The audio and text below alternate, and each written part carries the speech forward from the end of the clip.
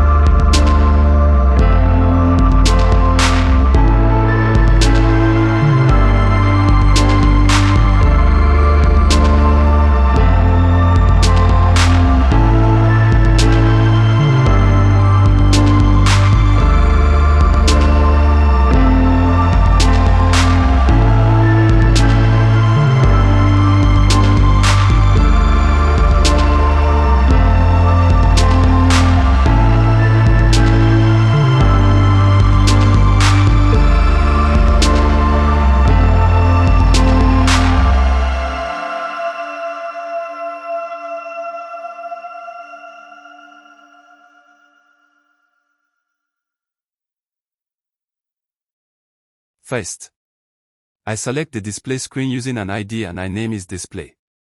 This is where numbers will show. Then, I select all the buttons using query selector.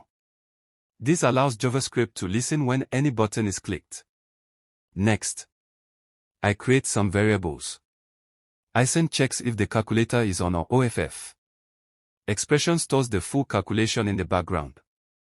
Current stores what the user is currently seeing on the screen. Max limits how many characters can appear on the display. Now, I create a function called show. This function displays values on the screen. If there is no value, it shows 0. It also cuts the text so it does not overflow the screen. Next is the power on function. When the calculator is turned on, I reset everything and show 0 on the display. Then comes the power off function. When OFF is clicked, the calculator clears everything and removes the display text. Now, I loop through all the buttons using for each. Every button listens for a click. When a button is clicked, I store the button text inside a variable called v. And that is how this calculator works. Simple, clean, and close to a real-life calculator. If you want to know more on JavaScript, comment more and I will be making a video on it weekly.